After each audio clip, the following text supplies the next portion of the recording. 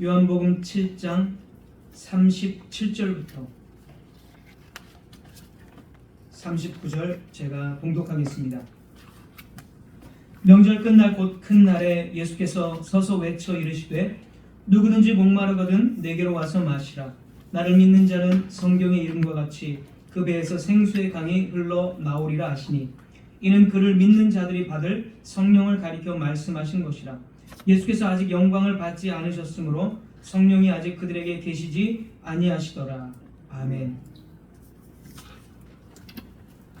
오늘 초막절에 말씀하시다라는 제목으로 하나님 말씀 증거하겠습니다.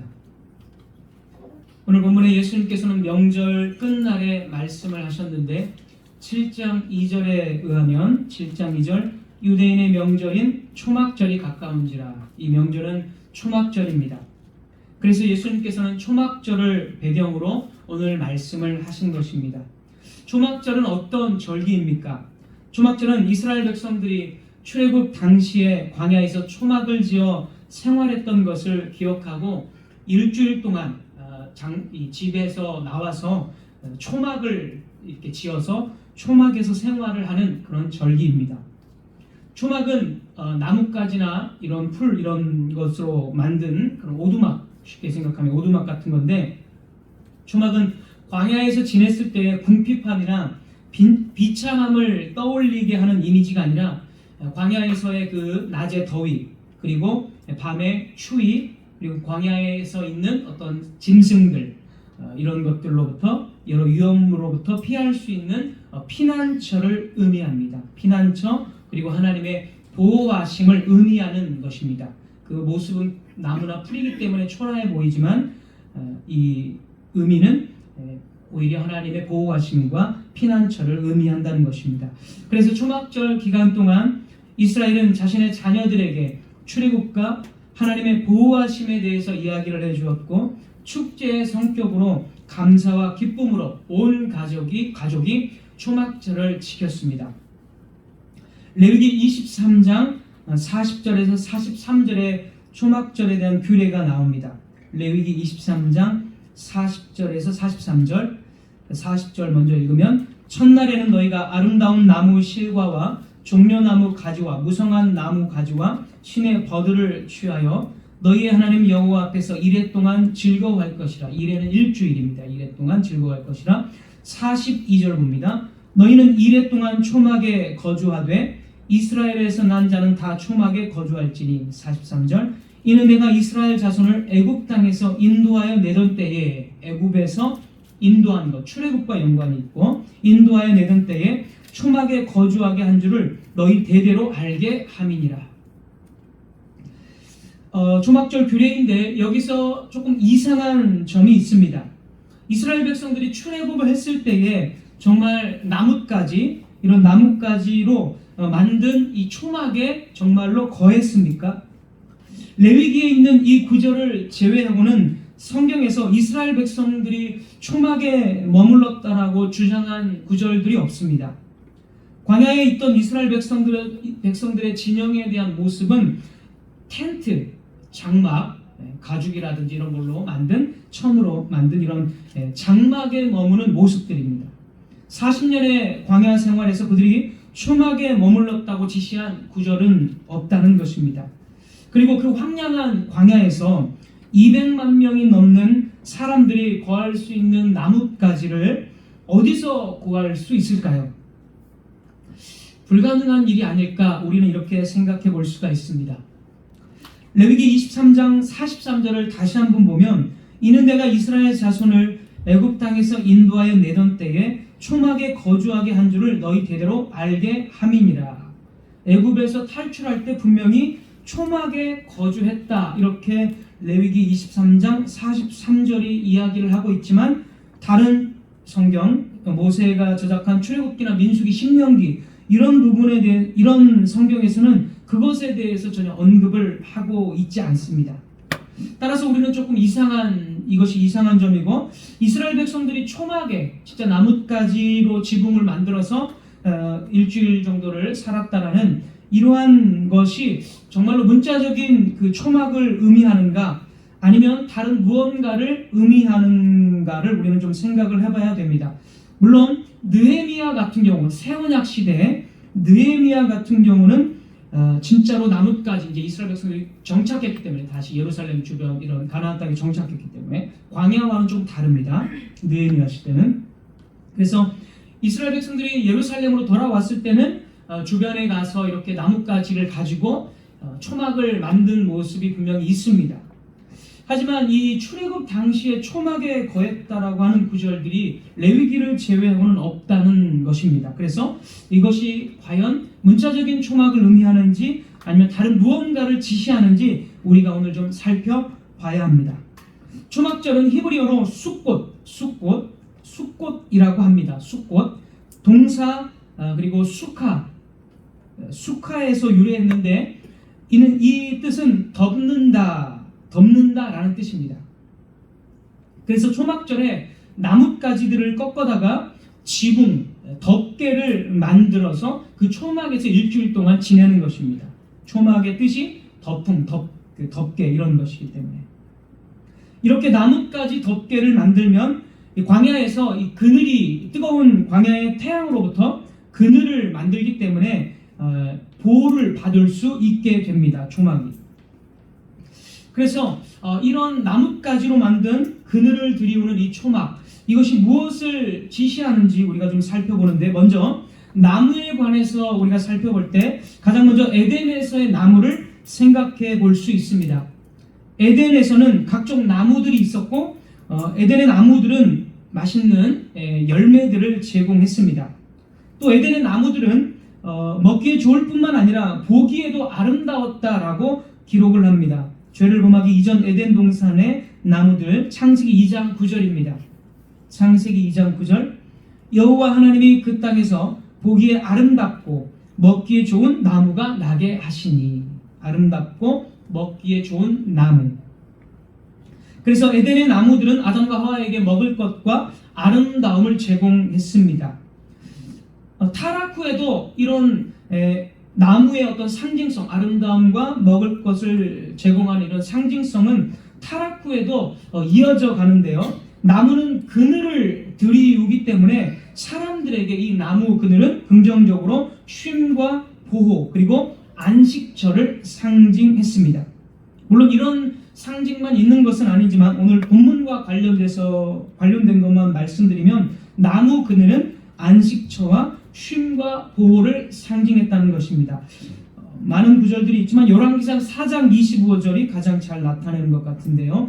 열왕기상 4장 25절, 솔로몬이 사는 동안에 유다와 이스라엘이 단에서부터 브엘세바에 이르기까지 각기 포도나무 아래와 무화과 나무 아래에서 평안히 살았더라. 솔로몬의 통치 기간 동안에 이스라엘이 복되고 쉼과 평안을 누리고 있는 모습을 포도나무 아래 그리고 무화과 나무 아래라는 나무의 이미지로 설명을 하고 있습니다. 그래서 나무는 그늘을 만들어 줌으로써 아름다움과 보호, 하나님의 복을 특별히 이제 언약의 복인데요. 이게 복을 받은 상태를 지금 그런 이미지를 가지고 있는 것입니다. 나무 아래에서 평안히 사는 이런 모습들은. 자, 그렇다면 또 하나 질문이 생기게 되는데, 보호와 이 쉼을 의미하는 나무 그늘의 이미지는 어디에서 온 것일까요? 이 세상의 모든 것들은 하나님의 영광이나 하나님을 반영합니다. 사람은 하나님의 형상으로서 하나님을 반영하는 존재들이고, 에덴 동산에서의 모든 아까 말한 나무 이런 것들도 다 이 모든 피조 세계죠. 그러니까 이 피조 세계도 사실은 다 하나님을 반영하도록 창조된 존재들입니다. 그래서 바울도 로마서 1장 18, 19, 20절 이 부분에서 모든 이 피조 세계가 하나님의 영광을 선포한다라고 말했습니다. 타락한 이후에도 이 모든 피조 세계는 하나님의 영광을 반영하는 그러한 존재들입니다. 타락 이전에는 더더욱 하나님의 영광을 반영하는 것이겠죠. 인간도 역시 마찬가지고. 그래서 이 나무 그늘의 보호와 쉼을 나무 그늘이 보호와 쉼을 의미한다라는 이런 상징성은 당연히 하나님에게서 온 것입니다. 하나님. 이것은 하나님의 영광의 상징인 구름에서 온 것입니다. 특별히 구름, 하나님의 영광의 상징인 구름입니다. 우리는 성막이나 성전을 다 완성했을 때 하나님의 영광의 구름이 성막과 성전, 지성소에 아주 충만하게 가득하고 덮였다라는 사실들을 발견할 수 있습니다. 먼저 출애굽기 13장 21절 22절입니다. 출애굽기 13장 21, 22절.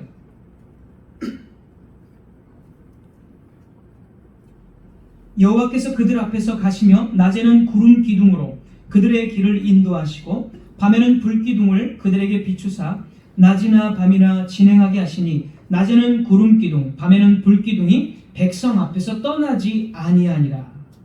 구름 기둥 불 기둥이 백성들 앞에 떠나지 않고 계속 머물렀습니다.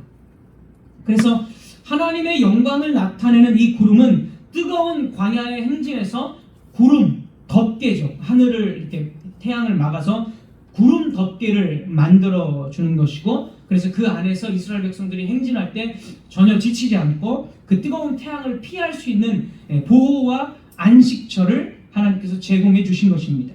시편 105편 39절에 시편 105편 39절 여호와께서 낮에는 구름을 펴사 덮개를 삼으시고 밤에는 불로 밝히셨으며, 여기서 구름을 덮개로 폈다라고 말합니다. 그래서 이 구름 덮개는 아까 초막절의 나뭇가지로 지붕 덮개를 만드는 것과 같은 것입니다. 그래서 이 구름이 바로 나뭇가지의 원형이, 하나님의 영광으로서의 구름 덮개가 초막절의 나뭇가지 이 덮개의 원형이 되는 것입니다. 따라서 초막절이 덮음이라는 의미이고, 나뭇가지를 꺾어서 지붕 덮개를 만든 것은 하나님의 구름 기둥을 기억하면서 그것에 하나님의 보호하심을 떠올리는 것입니다. 그래서 우리는 생각해 볼 수 있는 것은 이스라엘 백성들이 초막에 살았다는 것은 광야에서 진짜 나뭇가지를 꺾어서 이 초막 덮개를 만들었다기보다는 광야에서 하나님이 구름 기둥으로 이스라엘을 떠나지 않고 이 뜨거운 태양을 막아주는 그런 덮개로서 하나님께서 보호하신 것을 우리는 생각해 볼 수가 있습니다.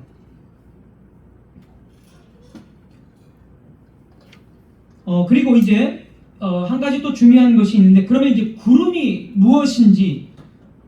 무엇인지를 우리가 좀 알아야 되는데, 구약 성경은 이 구름, 하나님의 이 구름을 번번이 성령을 구름과 동의어로 사용을 한다는 것입니다.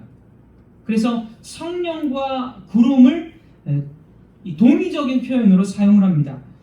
대표적으로 학개 2장 5절입니다. 학개 2장 5절. 학개서 2장 5절. 너희가 애굽에서 나올 때에, 이거 잘 보십시오. 학개서 2장 5절과 아까 레위기 23장 43절, 너희가 애굽 땅에서 나올 때 그 초막에 거주했다. 레위기 23장 43절. 학개 2장 5절. 너희가 애굽에서 나올 때에 내가 너희와 언약한 말과 나의 영이 계속하여 너희 가운데 머물러 있나니 너희는 두려워하지 말지어다. 나의 영은 성령입니다. 성령이 너희 가운데 애굽에서 나올 때 계속 머물러 있었다는 것입니다. 이 성령이 머무른 것은 아까 우리가 레위기 23장 43절에 초막에 거한 것과 병행하는 것이고, 그리고 출애굽기 13장 아까 21, 22절에 구름 기둥으로 계속 머물렀다. 바로 이 사실을 학개는 구름 기둥이 머무른 것을 하나님의 영이 계속 머물렀다, 이렇게 말하고 있는 것입니다. 분명하게. 그래서 구름 기둥과 하나님의 성령은 동의어입니다. 동의어. 자, 느헤미야 9장 19절에서 20절입니다. 느헤미야 9장 19절에서 20절. 주께서는 주의 크신 긍휼로 그들을 광야에 버리지 아니하시고 낮에는 구름 기둥이 그들에게서 떠나지 아니하고 길을 인도하며 밤에는 불 기둥이 그들이 갈 길을 비추게 하셨사오며 또 주의 선한 영을 주사 그들을 가르치시며. 여기서 주의 선한 영, 성령이죠. 성령이 가르쳤다라고 말하는데 그 앞에 구름 기둥이 인도했다라고 동의적인 표현으로 지금 느헤미야는 말하고 있습니다. 구름 기둥이 인도한 것, 그리고 주의 선한 영이 이스라엘을 가르치신 것, 동의적인 표현으로 말하면서 성령과 구름 기둥이 양자가 같은 것처럼, 이렇게 같은 사역을 하는 것처럼 느헤미야는 기록을 해주고 있다는 것입니다. 그래서 이외에도 상당히 많습니다. 이 구약에서 구름 기둥은 하나님의 임재죠. 당연히 우리 성전에 임하는 하나님의 임재이지만, 특별히 구름 기둥은 구약에서 성령의 이미지, 성령의 형상을 뜻하는 것으로 사용이 됩니다. 오늘 예수님께서 왜 초막절에 왜 성령에 대해서 말씀을 하셨겠습니까? 성령과 초막절 같은 덮개로서, 성령의 구름 기둥이 덮개이고 초막절의 나뭇가지 역시 덮개이기 때문에 예수님께서는 성령에 대해서 말씀을 하신 것입니다. 자, 이것을 잘 기억해 두시고 두 번째 보겠습니다. 두 번째, 초막절의 의식을 살펴보겠습니다. 초막절의 의식에 대해서. 첫 번째, 잘 기억을 해 두시고 레위기 23장 34절에서 36절을 보면 초막절은 일주일 동안 지키는데, 첫 번째 날은 안식일처럼 아무 일도 하지 않고 거룩한 집회를 갖습니다. 그리고 일곱째 날 이후 여덟째 날이 있는데, 이 여덟째 날에도 거룩한 모임으로 안식일처럼 아무 일도 하지 않고 집회로 기도하며 하나님의 말씀을 듣고 이렇게 모이는 날로 정해집니다. 그래서 어떻게 보면 초막절은 원래 7일 동안 지키는 건데 8개 날도 그렇게 하나님께서 하라고 하셨기 때문에 8일 동안, 7, 8일 동안 지키게 됩니다. 레위기 23장 34절에서 36절에 그렇게 기록이 됩니다. 자, 이스라엘은 예수님 당시에도 광야 시절을 기억하며 초막절을 지켰습니다. 예수님 당시에 초막절이 가까워지면 이스라엘은 준비로 굉장히 분주해집니다. 초막을 만드는 것을 비롯해서 예루살렘을 향한 순례 여행, 모든 아주 큰 절기이기 때문에 20세 이상의 모든 남자들은 다 예루살렘으로 모여야 합니다. 그래서 예루살렘을 향한 순례 여행이 시작되고 예루살렘과 성전 주변에는 사람들로 넘쳐납니다.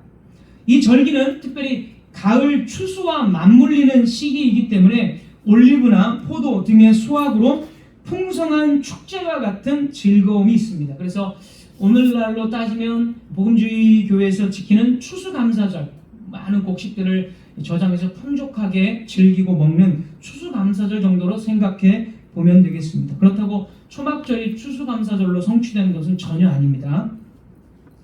전통적으로 초막절을 맞이하면 일주일 동안 매일 새벽마다 대제사장은 황금 주전자를 가지고 실로암 연못으로 가서 거기에 황금 주전자에 물을 받아서 성전 제단에 이 물을 붓는 의식을 갖습니다. 이 물을 붓는 의식은 율법에는 없는 것입니다. 그러나 BC 200년 전경부터, 약 200년 전경부터 계속 이스라엘이 지켜온 전통입니다.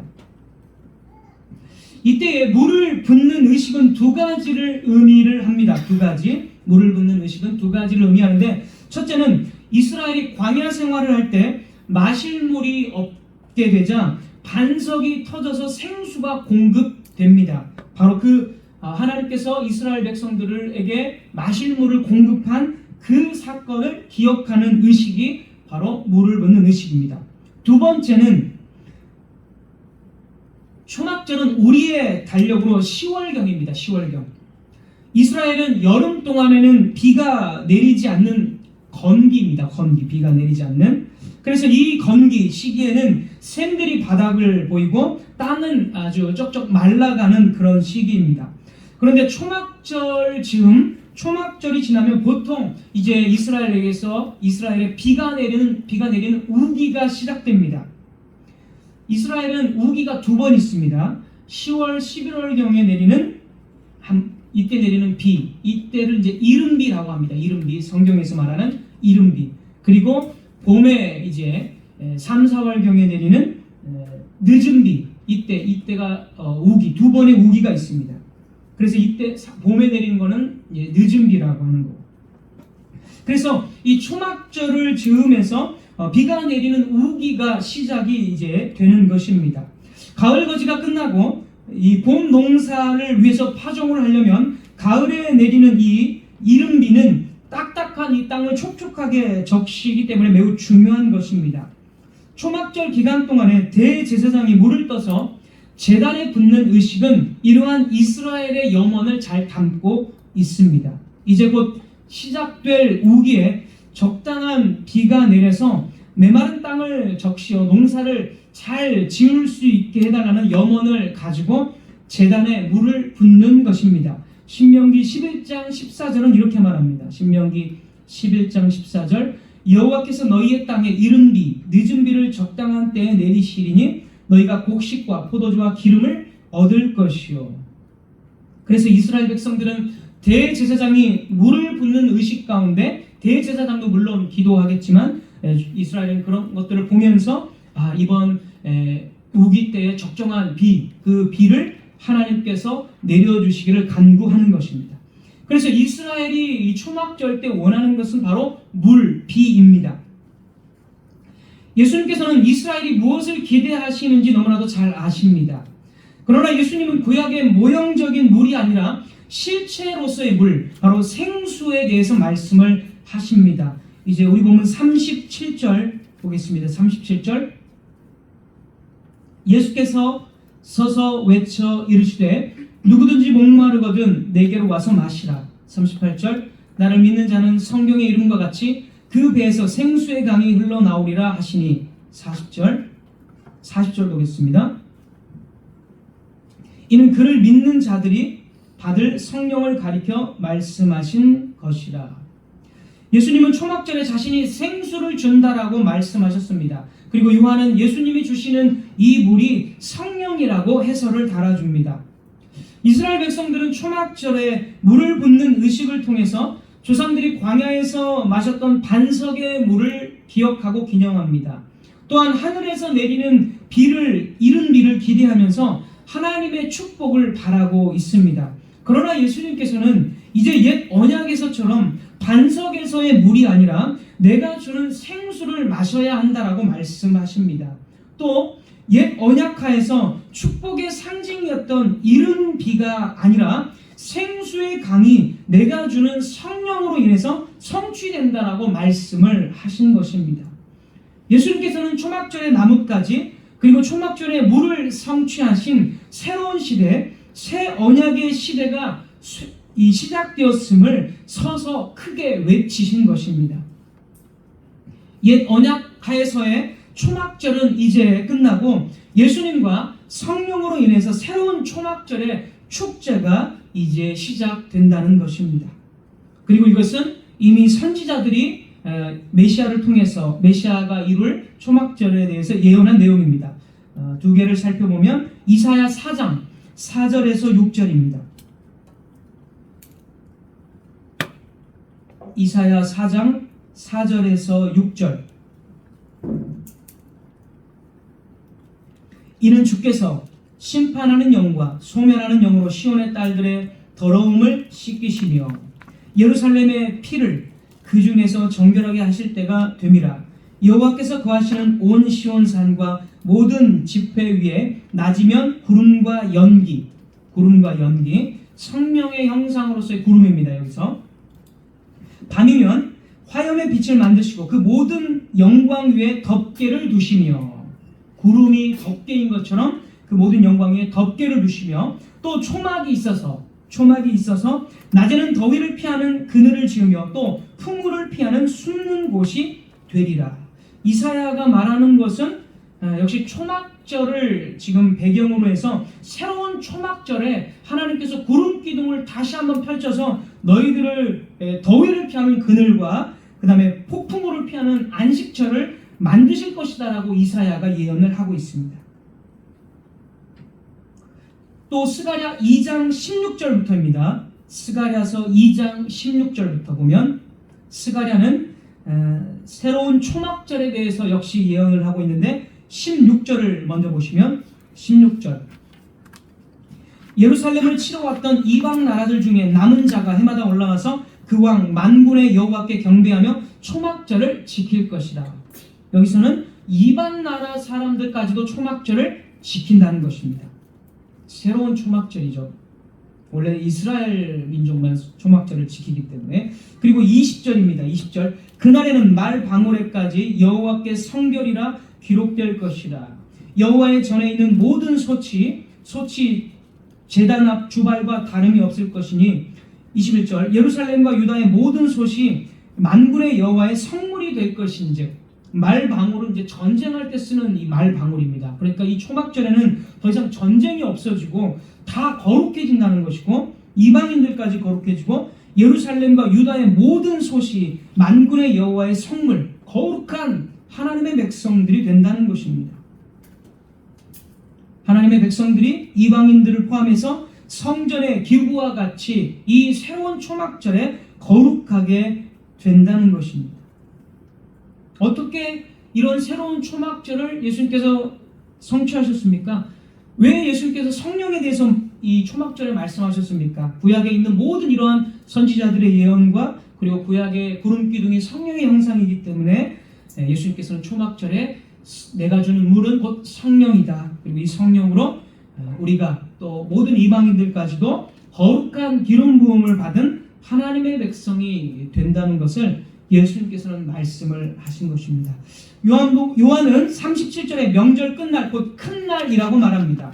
명절 끝날은 아까 말한 대로 이 초막절의 7번째 날인지 아니면 8번째 날 그 집회로 모이는 날인지 불분명하지만 어쨌든 명절 끝날, 그리고 그날을 큰 날이라고 요한은 말합니다. 요한이 왜 큰 날이라고 말할까요? 명절 끝날을. 여기서 큰 날은 구원의 날입니다. 이사야와 스가랴가 예언했듯이 초막절은 하나님께서 다시 이스라엘을 구원해서 전쟁을 끝내시고, 아까 스가랴 말한 대로 전쟁을 끝내고 이제 이스라엘을 거룩하게 구원하는 그런 날입니다. 그래서 이스라엘을 구원하시고 보호하시는 날입니다. 그래서 이 날은 큰 날이며 구원의 날이 되는 것입니다. 예수님께서는 이 새로운 초막절, 구약에 예언된 큰 구원의 날을 위해서, 그리고 자기 백성들에게 생수를 주시기 위해서 십자가로 가십니다. 왜냐하면 39절 끝부분 예수께서 아직 영광을 받지 않으셨으므로 성령이 아직 그들에게 계시지 아니하시더라. 지난번에 요한복음 연속 설교를 하면서 요한복음에서만큼은 예수님의 영광의 때는 부활부터가 아니라 십자가의 죽음부터가 영광을 받는 것이다라고 여러 차례 말씀을 드렸습니다. 그러니까 예수님께서 아직 십자가에서 죽으시지 않았기 때문에 사람들에게는 이 성령을 아직 주시지 않았다. 요한이 이렇게 기록을 한 것입니다. 즉 예수님이 십자가의 영광을 받으셔야 성령을 사람들에게 주신다라는 것이고, 특별히 이것과 연관해서 생수 역시 예수님께서 생수를 주시는 분이시지만 십자가의 죽음을 통해서 생수 그리고 성령을 주신다라는 뜻입니다. 또한 예수님께서는 계속해서 말씀하십니다. 요한복음 16장 7절입니다. 요한복음 16장 7절. 내가 떠나가는 것이 너희에게 유익이라. 내가 떠나가지 아니하면 보혜사가 너희에게로 오시지 아니할 것이요. 가면 내가 그를 너희에게로 보내리니. 주님께서는 보혜사는 성령이죠. 성령. 주님께서는 자신이 떠나지 않으면 보혜사, 성령이 그들에게 오시지 않는다라고 말씀을 하십니다. 그래서 예수님의 떠남은 십자가에서 죽음을 포함해서 하늘로 올라가시는 그 모든 것까지를 포함합니다. 주님께서는 보혜사이신 성령, 약속하신 바로 그 생수, 성령을 주시기 위해서 제자들을 두시고 홀로 떠나십니다. 십자가에서 홀로 죽음을 당하시고 부활하시고, 그리고 제자들에게 약속한 것을 다시 한번 분부하시고 하늘로 올라가십니다. 그리고 나서 오순절에 드디어 성령을 부어주셨습니다. 그렇게 하심으로써 구약에서 예언된 초막절의 모든 상징들을 완벽하게 성취하셨습니다. 구약에서 초막절은 하나님의 보호하심을 기억하는 것이고, 이스라엘 백성들은 초막절에 물 붓는 의식을 통해서 하나님의 공급하심에 대한 감사와 이른 비를 내려주심으로써 하나님의 축복을 기대했습니다. 그러나 새 언약의 시대에는 이 모든 은혜들이 주 예수님과 그가 보내신 성령을 통해서 나타납니다. 초막절의 나무 그늘은 처음부터 성령의 구름 기둥을 의미했고, 반석에서 나온 물 역시 예수님께서 주시는 영원한 샘물인 성령을 상징했습니다. 예수님께서는 나를 믿는 자에게는 이러한 마르지 않는 영원한 초막절의 복과 기쁨이 있다라고 말씀하시면서 사람들을 초청하셨습니다. 다시 말해서 구약 시대에 성부께서 너희 조상들에게 많은 복을 주신 것이 사실이지만 앞으로 너희에게 더욱 월등하고 새로운 생명의 능력을 부어주실 것이다. 너희가 결코 체험해보지 못한 능력이 너희에게 임할 것이다. 이제 너희는 아버지께서 약속하신 것을 받게 될 것이다. 그리고 소망이 이루어질 것이다. 그러므로 그때까지 예루살렘을 떠나지 말고 약속한 것을 받을 때까지 기다려라. 이렇게 말씀하신 것입니다. 주 예수님의 십자가에서의 죽음과 부활, 그리고 승천과 약속하신 오순절 성령의 부어주심은 하나님의 새 일이며 생수의 강이었습니다. 주님께서는 당시 타락한 유대교, 율법주의와 껍데기와 거칠에만 중요시하는 형식주의의 죽은 종교가 아닌 성령의 생명의 종교, 생명의 능력의 교회를 건설하시고 날마다 당신의 능력을 그 교회에 부어주셨습니다. 1세기 당시의 사도들과 성도들은 이러한 주님의 초청에 진실로 반응했습니다. 그래서 그들은 정말로 어땠습니까? 주님께서 약속하신 초막절의 복과 생명의 능력 가운데 살았습니까? 1세기 성도들은 주님께서 약속하신 것이 겨우 이것인가? 정말 실망스럽다라고 말했습니까? 결코 그러지 않았습니다. 사도행전을 보면 그들은 놀랐습니다. 그들은 새로운 생명에 압도되어서 충만한 능력 가운데 복음을 전파하고 모든 핍박들을 인내했습니다. 그들은 두려움과 의심에서 벗어나서 그 입으로 하나님을 전심으로 찬양하고 매일 성전에 모여 말씀을 듣고 떡을 떼며 기도에 힘썼습니다. 사실상 주님께서는 사람들의 기대 이상으로 약속하신 것을 더 부유하게 부어주신 것입니다. 사랑하는 성도 여러분, 이제 1세기가 지난 우리들 역시 동일한 성령의 은혜 가운데 생수의 강 가운데 살고 있습니다. 오순절의 성령 강림은 단 한 번 일어난 사건이지만 주 예수님과 성령의 은혜는 1세기에만 잠깐 역사하고 그 이후에는 멈춘 것이 아닙니다. 오늘날도 성령께서 주시는 생명의 능력은 동일합니다. 그렇다면 저와 여러분은 어떻습니까? 우리의 배에선 생수의 강, 즉 생명의 능력이 늘 솟아나고 있습니까? 여러분은 예배 가운데 그리고 삶 가운데서 아버지의 약속하신 것을 발견할 수 있습니까? 현대의 모든 신자들이 1세기 당시의 성도들처럼 생명과 복을 향유하고 있습니까? 그렇지 않다는 것을 누구보다 잘 아실 것입니다. 왜 우리는 1세기 성도들에게 나타난 기쁨과 생명이 나타나지 않습니까? 혹시 여러분은 어떻게 생각하십니까? 여러분은 주님께서 약속하신 것이 겨우 이건가? 별로 와닿지도 않고 이게 내 생활에 무슨 도움이나 될까? 하고 실망스러워하거나 무관심해하고 있지는 않습니까? 사랑하는 성도 여러분, 껍데기와 같은 죽은 종교 생활을 버리십시오. 개혁교회에 가입한 교인들 중에서도 형식주의와 지식만 그냥 배우고 끝나는 그런 종교 생활로 생명이 없는 사람들이 많이 있을 것입니다. 여러분은 왜 생명의 교회, 왜 참된 교회에 가입했습니까? 이곳이 정말 참된 복음, 생명의 복음을 전해주기 때문에 가입했을 것입니다. 그러나 여러분, 지금도 여러분은 그 생명, 성령의 은혜, 참된 복음을 계속적으로 추구하고 있습니까? 여러분 자신에게 질문을 던져보고 여러분의 관심사가 무엇인지를 스스로 대답해 보시기 바랍니다. 너희의 배에서 생수의 강이 흘러넘칠 것이다 라는 말씀에서 말하는 생명과 성령의 은혜는 기독교 고유의 영적인 능력입니다. 이것은 신자의 삶의 모든 부분에 영향을 미치며 신자 안에 영원히 머무는 하늘의 은혜입니다. 이 은혜는 자연의 물리적 힘과는 전혀 다른 차원의 힘인 하나님이 주시는 능력, 하나님 자신의 능력이요 영적이고 그리고 도덕적 목적을 수행할 수 있는 참된 능력과 은혜입니다.